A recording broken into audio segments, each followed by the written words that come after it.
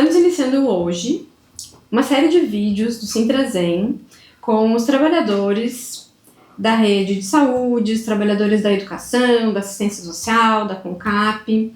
Hoje, iniciando com trabalhadores da farmácia, né? Então são farmacêuticos da rede. Nós temos hoje a farmacêutica Leila, o farmacêutico William, a farmacêutica Andresa e eu também, farmacêutica, representando a direção do Sintrazem. A ideia do vídeo, então, é a gente conversar um pouco sobre os processos de trabalho, especificamente o processo de trabalho das farmácias do município, né? Então, a gente tem diferentes processos de trabalho em diferentes pontos da rede, né? Então, a gente tem farmácia básica, farmácia especializada, né?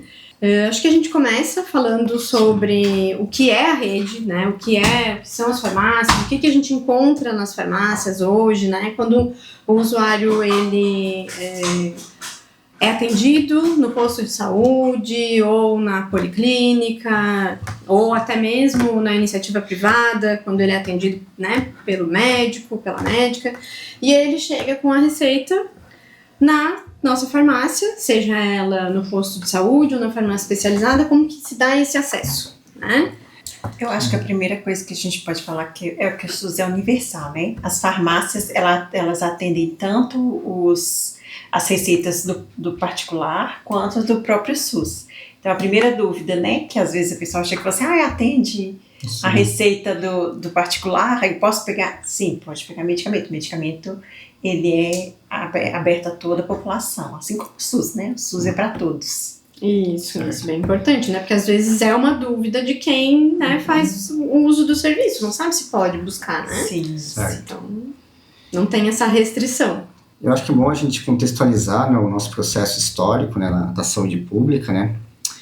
Primeiramente, dar boa noite aqui para todos vocês. Boa noite, Leila. Boa noite, Silvia. Boa noite, Andresa, né? Que o SUS é uma conquista da sociedade brasileira, né? Então, houve muitas lutas no passado. E hoje, se você tem direito a ter um medicamento de forma gratuita pelo SUS, é porque lá no passado a sociedade civil ela se organizou e disse assim, não, a gente quer que a população tenha direito a acesso à saúde, né, gratuita, de qualidade, universal, né, e também tenha direito ao medicamento, né, que não adianta você ter acesso ao médico, ao dentista, ao enfermeiro, prescreverem um medicamento, sendo que você não vai ter o tratamento, né, para uma situação de saúde que você esteja necessitando do medicamento. Então, hoje, em 2024, né, essa conquista é fruto lá de 1988, quando teve a reforma sanitária, e aí as pessoas passaram a ter o direito universal à saúde, inclusive aos medicamentos. Isso está escrito em lei, né? Então, todo brasileiro hoje, né, nascido no Brasil, ou naturalizado no Brasil, tem direito ao acesso universal aos medicamentos, né? E como que é esse acesso, assim, qualquer medicamento, o paciente chega com uma receita qualquer e ele tem acesso a esse medicamento? Como que funciona, assim? Eu acho que é importante assim, a gente esclarecer a população e também os nossos colegas de trabalho, né, que existe muitos medicamentos disponíveis, né? Se a gente for procurar na internet, buscar as listas de medicamentos disponibilizados pela Anvisa, né, que é a agência reguladora, a gente vai ver uma lista enorme de medicamentos, né? E aí o governo, né, a saúde pública não tem condições, né, de fornecer todos os medicamentos, mesmo porque muitos medicamentos teriam efeitos semelhantes, né? Então, o Ministério da Saúde, né, ele é responsável, né, de organizar uma lista nacional de medicamentos, né, que atenda a maioria, os grandes problemas de saúde da população, né, hipertensão, diabetes, colesterol, asma, né, questões de câncer, né, doenças autoimunes, né. E aí os municípios, né, eles vão construindo suas listas de medicamentos conforme essa lista nacional, né, respeitando as condições de saúde da sua população. E aí, algo que a gente estava conversando previamente, que às vezes a gente recebe pacientes, às vezes de outros municípios, nos relatam assim, mas lá no município onde eu estava tinha tal medicamento, e aqui em Florianópolis a gente não tem esse medicamento. É porque como cada município tem autonomia para escolher qual medicamento vai incluir na sua lista municipal, né? Então pode ser que no município que a pessoa estava antes, né, o município escolheu inserir aquele medicamento, e aqui em Florianópolis, né, por as questões regionais, a gente acha que não tem necessidade, né? Isso, né? E na verdade a gente tem, cada município tem, né, dentro da configuração da assistência farmacêutica do município, uma comissão de farmácia terapêutica que vai fazer a avaliação e constituir, né, essa lista, então, de medicamentos próprios de cada município. É interessante também ressaltar que não só, às vezes, a população, né, chega a pessoa e fala assim, esse medicamento não tem no posto, às vezes é um medicamento mais caro, né, que aí o médico prescreve um medicamento mais caro, fala assim, só dá medicamento barato. Não, a farmácia especializada tá aí para provar que são medicamentos caros para tratamentos que são, né, caros a longo prazo e que muita da população não tem condição de arcar. Eu acho que todos nós temos. São medicamentos caríssimos e tá aí geralmente esses medicamentos vão de acordo com o estadiamento da doença, né? Então, por exemplo, você tem uma determinada patologia onde você tem uma intervenção primária, né?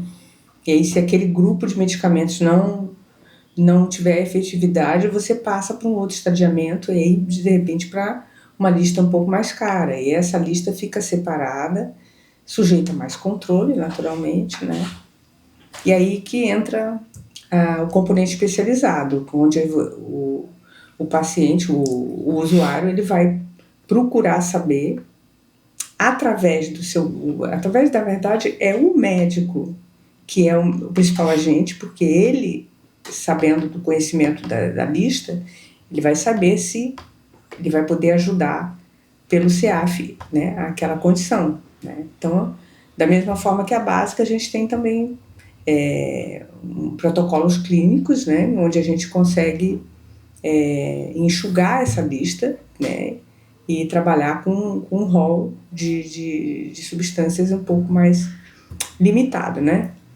Mas sempre de acordo com diretrizes mundiais de pesquisa, né? Então, o protocolo clínico ele é criado através de muita pesquisa dentro da comissão em Brasília, a Conitec, que estabelece esses protocolos, né? Então, basicamente, o usuário ele tem o acesso a essa lista, né, via médico, e monta o seu processo administrativo. Aí é mais burocratizado do que na rede básica. É isso que eu estava pensando agora em te perguntar. Para o usuário acessar o medicamento na farmácia especializada, não basta ele chegar com a prescrição e buscar. O acesso não é de livre demanda, como a gente chama, exatamente, né? É diferente do centro de saúde, ou até mesmo na policlínica, né, nas farmácias de referência que tem medicamentos controlados, né, onde tem farmacêuticos. Ali a pessoa chega com uma receita, ela retira o medicamento.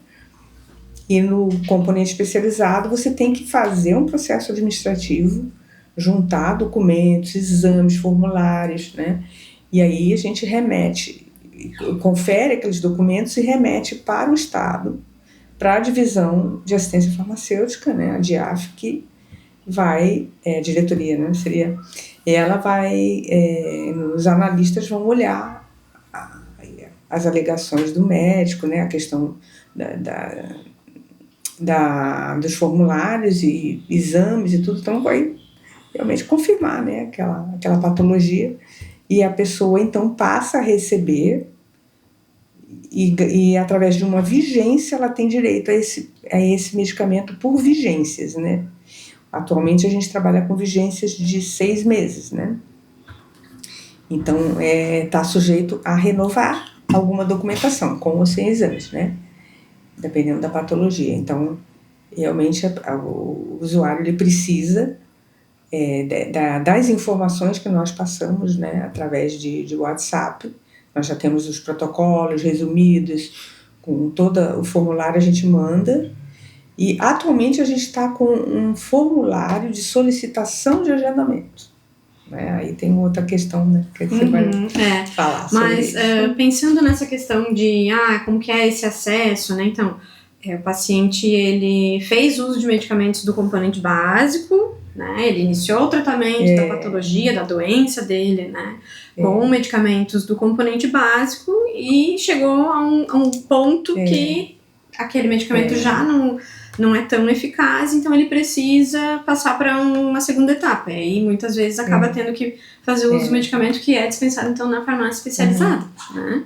Então, algumas patologias, inclusive, nem tem no componente especializado, às vezes só no básico. Né? Sim. Né? Por exemplo, eu não sei, verminose. Nós não temos nada relacionado a verminose. Isso aí tem a ver com a política de atenção básica, né?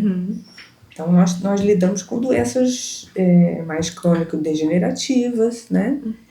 Essas doenças, e muitas dessas crônico-degenerativas nem tem também no básico, né? Às vezes não tem, às vezes a pessoa tem que ir direto para lá. Né? Mas, geralmente, é isso. Tem questão de estadiamento da doença e conforme a doença vai andando, o usuário ele vai começar a necessitar de novas tecnologias. Também, e por isso também acho que entra essa questão da renovação, né? Ele precisa fazer o acompanhamento com o médico para saber se o medicamento vai sempre é necessário, se faz necessário.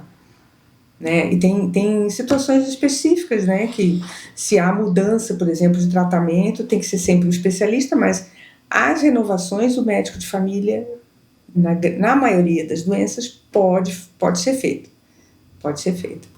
Né? Então, conforme cada protocolo, existe uma exigência diferente. Né? Isso, então, às vezes confunde um pouco o usuário, né? Fica meio perdido ali, o que ele precisa, porque é muito documento, exame, né? O que ele precisa estar levando, né?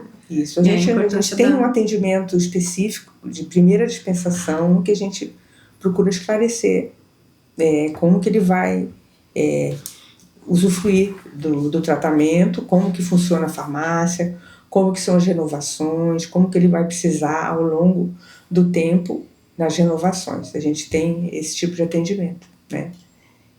Mas nem sempre, às vezes, o usuário consegue captar, né? Porque é muita informação, né? Sim, informação. A gente precisaria mais tempo, uma equipe maior para a gente poder ter mais tempo. E aí entra alguns dos entraves do serviço público, né? Entram várias questões, né? Ligadas às deficiências que a gente está vem apresentando. Né? Isso, recentemente, a situação aí das farmácias no município apresenta uma certa gravidade pela falta de profissionais, né? Não só profissionais farmacêuticos, mas também, né, profissionais de nível médio que também atuam nesse serviço. Basicamente, a gente já tem uma questão crônica de longa data, que é fazer o serviço crescer com a mão de obra estagiária.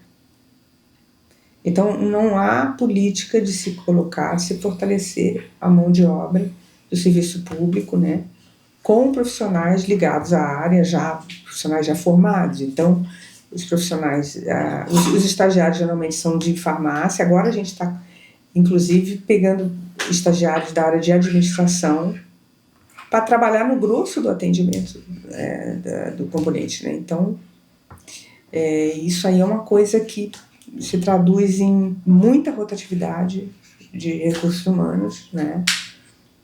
E agora a gente está vendo o servidor público efetivo deixar de ser substituído por outro efetivo. Então, tem um outro problema grave, né? Que a gente também aumenta mais ainda a rotatividade. Quando você tem um servidor efetivo com estabilidade, ele vai poder ter uma expertise que vai aumentando ao longo da carreira dele, né? E ele vai poder ser treinado, vai poder ser, melhorar o atendimento. O atendimento tende a melhorar a qualidade quando você tem, né, uma capacitação, um potencial de capacitar as pessoas ao longo do tempo. E isso há muito tempo a gente não tem. Infelizmente a gente não tem. Eu acho que uma coisa que é importante a gente trazer também é sobre o acesso geográfico, como que a população acessa? É fácil acessar as farmácias da rede? Todos os centros de saúde têm todos os medicamentos? Né? O que a gente pode trazer de informação, assim? Eu acho que, pensando no centro de saúde, né, ou popularmente chamado de postinho de saúde, né, eu e a Andresa, que a gente está em centro de saúde, né, eu no Pantanal, a Andresa no Rio Vermelho, né, é importante também esclarecer o que é esse componente básico da assistência farmacêutica. O componente básico, assim, de grosso modo, são os medicamentos que vão atender a maior parte das necessidades de saúde da população, né, que é o quê? Uma hipertensão, diabetes, uma dislipidemia, asma, né? Tá com uma infecção bacteriana, vai no posto, recebe um antibiótico. Esses tipos de medicamentos eles encontram em todos os postos de saúde, né, do município, né? E aí a gente tem a particularidade que os de saúde mental, eles estão restritos no que a gente chama de farmácias de referências distritais, né?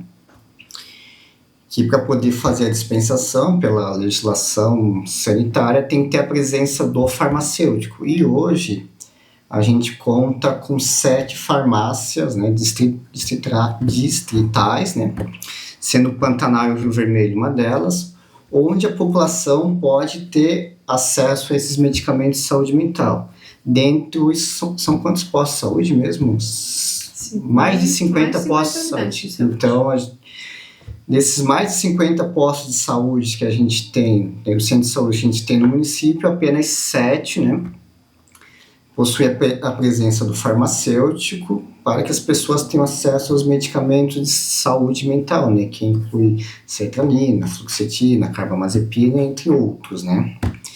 Então, mesmo que no teu bairro tenha um posto de saúde, não significa que ali vai ter uma farmácia de referência distrital para você ter acesso a esse tipo de medicamento, tendo a pessoa que se deslocar para uma outra farmácia, né? Sendo que a intenção da saúde da família, né, a política de saúde da família, é que a pessoa tenha as suas necessidades de saúde resolvida localmente, né? Pensando que localmente a gente conhece a Dona Maria, o seu João, né? A gente consegue fazer o acompanhamento dele de forma longitudinal, ao longo do tempo, né? Se ele fica se deslocando para outros centros de saúde, né, a gente acaba perdendo esse acompanhamento, né? Então a gente tem essa fragilidade em Florianópolis, né? Que hoje apenas 7 farmácias do município contam com a presença do farmacêutico para a dispensação desses medicamentos. O que acaba sendo uma dificuldade para a população, porque tem toda a questão financeira que a população precisa ter esse deslocamento. Certo. Às vezes é muito longe, né? A própria farmácia especializada, hoje a gente tem apenas uma unidade no município, né? Então, às vezes a pessoa precisa... Tem algumas descentralizadas, né? Porque a questão de algumas patologias que o William citou, como a asma, dislipidemia, tem mais algumas patologias, mas é bem pouca, que tem agora acho que mais uns 5, né? Acho que no CAPS, né, a gente tem os de saúde mental, né, mas atende uma população específica do CAPS. Descentralizada, mas é muito pouco. A maioria das patologias realmente está centralizada. E a nossa ideia é de centralizar mais algumas patologias, aquilo que puder ser captado por essas farmácias, né? E principalmente ampliar essa rede de farmácias, né? Porque só o que tem não está sendo suficiente, as farmácias já são pequenas e a população crescendo, né? Ou seja, a gente precisa de que a rede seja mais bem servida, né? De termos mais capilarizada, né? Isso, é importante que essa descentralização ela seja, de alguma forma, planejada com aumento de recursos humanos para esses serviços, né? Porque senão sobrecarrega cada vez mais quem está lá na ponta. Mas tem também a questão de áreas físicas também, as farmácias dos centros de saúde em geral são muito pequenininhas, o projeto delas é muito pequeno, então não há um planejamento nesse sentido, assim, visando a médio e longo prazo, né? uma estrutura que possa receber, né, essa ampliação de serviço, né. E o quanto é importante que o farmacêutico faça parte do planejamento, né?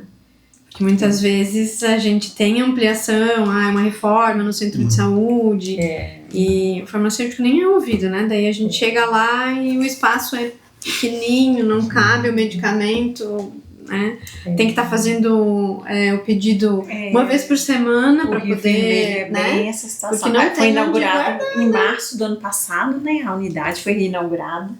E aí a farmácia, né, foi inaugurada, era um espaço bem menor, melhorou bastante. Mas a gente não tem área de armazenamento. Então o pedido é bem restrito, o pedido a gente tem que fazer de 15 em 15 dias. Então, querendo ou não, você tem que parar, fazer um pedido, né? E tudo tem que ser planejado, porque não tem espaço para guardar. E aí, se tem um aumento, assim, de patologias, por exemplo, viroses, de infecções de modo geral, aí você tem que pedir mais um antibiótico, você não tem espaço para guardar. Então, tudo isso tem que ser pensado, né? Dessa sazonalidade. Salbutamol, doenças respiratórias, vem agora. E aí, você tem que pedir mais salbutamol, mas onde eu vou guardar? Onde o meu estoque? Além do meu componente, né? Além dos meus medicamentos, para pressão, para hipertensão, para pressão alta, para diabetes, onde eu vou guardar os outros? Como eu vou aumentar? Meu consumo está aumentando, mas como eu vou armazenar isso? Como eu vou atender esse usuário que chega, né? E a demanda sempre aumentando e a gente não tem onde guardar os medicamentos. Não, atualmente, por exemplo, no Rio Vermelho, a gente teve a reforma, a gente tem um frigobar na farmácia.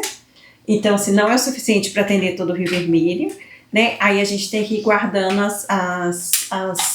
no caso, as insulinas, armazenando, por exemplo, nos frigobares que tem na Odonto, né? Que aí a gente tem que ir lá todos os dias. A gente faz uma via sacra para lá aferir, medir a temperatura, né? Porque são 3 geladeiras que estão distribuídas insulinas atualmente. Porque não tem espaço, não tem... Apesar da reforma, ainda tem essa restrição, né? Eu acho que é importante a gente destacar aqui que mesmo as dificuldades, a gente está sempre correndo atrás para garantir o acesso dos medicamentos para a população. Mesmo encontrando essa monte de dificuldade, a gente que é farmacêutico, né, a gente trava uma batalha diária, né, para que os nossos usuários ali, eles possam chegar ali na farmácia com a prescrição ali e ter acesso ao medicamento, porque a gente sabe da importância que o medicamento tem muitas vezes para a vida das pessoas, né. Então, as batalhas são grandes diariamente. E no caso especializado, a gente tem acesso e a gente tem outra instituição, que é o Estado, né? Então, quer dizer, o Estado é que é do almoxarifado do Estado que a gente obtém os medicamentos do componente. Então, tem esse segundo ator, não é só a prefeitura, mas tem o Estado. Então, a gente tem que ter logísticas, né, voltadas para os processos do Estado também. Então, para a aquisição desses medicamentos, que é uma aquisição não é direta, né? É uma aquisição indireta, a gente precisa controlar a distribuição, mas quem realmente trabalha com o planejamento do estoque é o Estado, não somos nós, né? Vai depender muito das demandas de processos administrativos, né, que tem aumentado cada vez mais, a população está cada vez mais ciente, né, que pode conseguir por lá, e o acesso diferente da básica, um acesso mais trancado, mais travado, justamente por causa dessa questão burocrática de abertura de processo, né, e a questão logística também, que também não é tão simples, né. Mas essa questão do Estado também muitas vezes interfere na básica, né? Porque muitas vezes tem falta de algum medicamento que acaba não sendo responsabilidade direta da prefeitura, que a gente faz a dispensação para a população, mas é um medicamento que é fornecido pelo Estado, pelo governo federal, e aí às vezes está em falta, e aí precisa chegar essa informação para a população, né? Que o medicamento não tem, mas não foi a prefeitura que... Eu acho que é bem importante esse teu ponto, Silvia, que a Lei também comentou, que cada ente federativo, né, tem suas atribuições dentro da política da assistência farmacêutica, né? O governo federal tem suas obrigações, o estado tem suas obrigações e o município também tem suas obrigações. Só que eles estão interligados, né, para poder garantir que as pessoas tenham acesso aos medicamentos.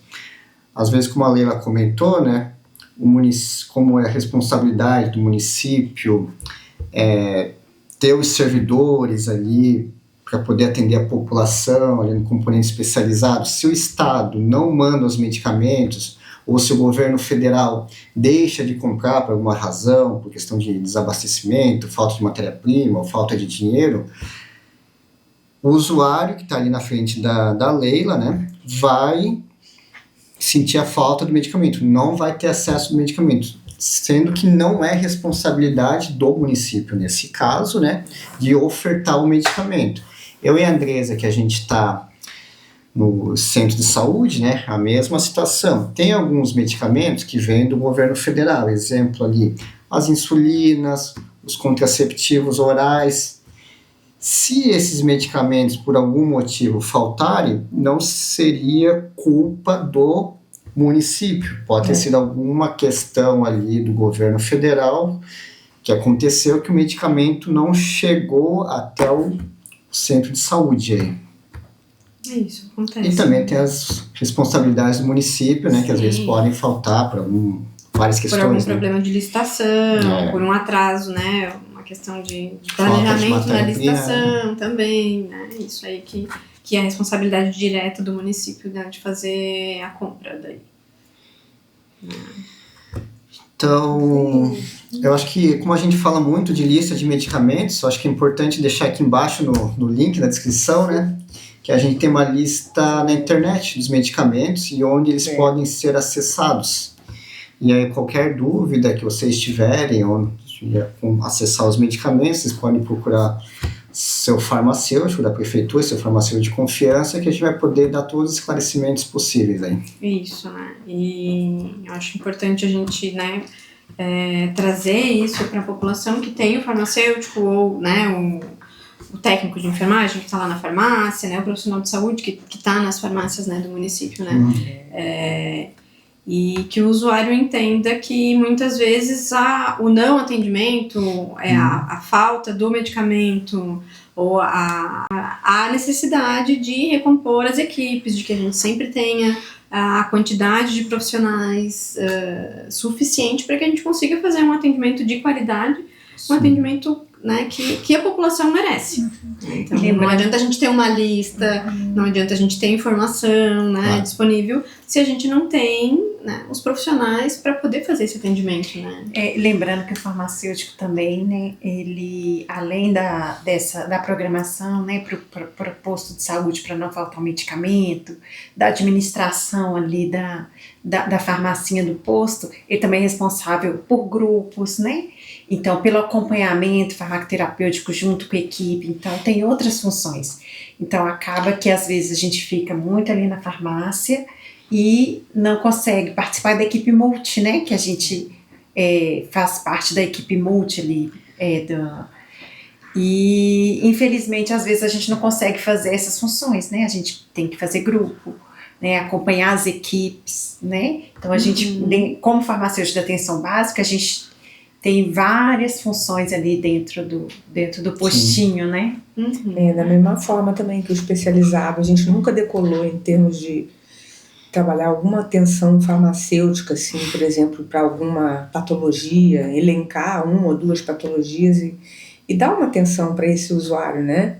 Dar uma orientação diferenciada, tudo. O máximo que a gente consegue é trabalhar alguma coisinha na primeira dispensação, mas é muito pouco. A gente precisaria, e olha que nossa equipe relativamente é a maior da rede, né? Se for considerar as farmácias básicas, nós estamos um número maior de farmacêuticos, mas a complexidade do serviço também é maior. É porque o serviço ele é o único, né, do município, né? Mas basicamente é a questão da, como é que eu vou explicar, da amorosidade que é e tem a morosidade de todo o processo administrativo e várias etapas e várias situações administrativas que o farmacêutico faz parte também, participa, né? Questões técnicas, né, ligadas aos processos, que a gente é obrigada a estar muito envolvido na questão burocrática. Não tem jeito. Porque a primeira necessidade é garantir o acesso do usuário. Né? Então parece que aquilo ali, que a atenção farmacêutica, ela se dá de uma certa forma, mas não como a gente gostaria. A gente gostaria de entrar dentro dessa área justamente das patologias e conversar mais sobre a doença com o usuário. E tirar todas as dúvidas dele, porque muitas vezes ele chega cheio de dúvidas, né? Ele chega lá apreensivo porque ele vai precisar fazer uso de um medicamento que muitas vezes tem alguns efeitos colaterais que ele não conhece ou que ele ouviu falar, que alguém disse pra ele, e aí ele quer tirar aquela dúvida, né? E muitas vezes até na própria consulta médica ele não consegue tirar essa dúvida, não tem essa informação, e aí a gente, por falta de RH, não consegue dar atenção, né? Devida, então. E tem a questão, só eu falar com ela, uma questão básica também, que é o problema da comunicação no CEAF, na comunicação com os prescritores. É muito sério isso. O prescritor, ele é o principal ator do processo do usuário conseguir o medicamento, porque ele que vai preencher tudo, ele que vai ver o processo, o protocolo clínico, né? Então eu acho que essa falta de comunicação ela prejudica muito, né? E vocês ainda têm os médicos na rede que vocês podem tirar dúvidas deles, né? A gente está separado, a gente está num processo muito diferente assim da rede básica, que tem essa rede, né? O acesso ao prescritor é mais difícil, né? Porque não é diferente. No centro de saúde você tem, né, o prescritor ali junto no mesmo prédio, né? E aí você consegue ter esse acesso mais fácil, discutir o caso do paciente, né? Tudo isso, né? E na especializada claro já é um pouco mais difícil. É claro que tem as receitas particulares também, né? É diferente, mas... Sim. Mas o médico da rede, ele tem condição de fazer uma... Como é que chama? Uma ligação, uma comunicação muito mais fácil. Né? Essa questão de acesso também, eu recebo às vezes ali no posto do Pantanal, o paciente reclamando que o medicamento é muito caro. Às vezes vai numa consulta particular, né, aí vem uma receita ali, o medicamento é caro. Tem dificuldade para comprar, né?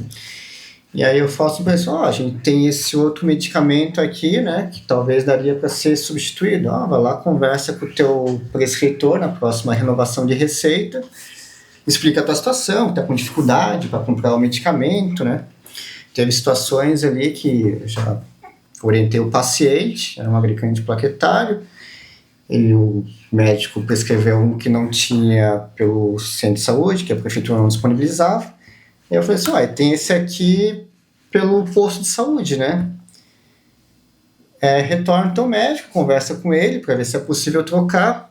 Eu sei que ele apareceu no mês seguinte com a prescrição com o medicamento que tinha no centro de saúde e ele passou a economizar R$300 por mês. O cara ficou feliz da vida, né, cara? R$300 por mês, né, cara? Junta aí um ano inteiro, o cara pode fazer uma bela festa de Natal, né? Então são detalhes assim que a gente consegue garantir o acesso ao medicamento, garantir uma economia financeira para os nossos usuários, né? Então é importante ter a presença do farmacêutico na hora da dispensação do medicamento. A gente consegue pegar muita coisa. Nós somos especialistas de medicamento, né? A gente estudou para isso, né? Então a gente tem um olhar diferenciado quando a gente recebe a prescrição, a gente consegue ter uma abordagem diferenciada. Então, a gente faz muita diferença ali. Eu tenho certeza que a Andresa faz, a Leila faz, eu faço muita diferença onde eu estou atuando.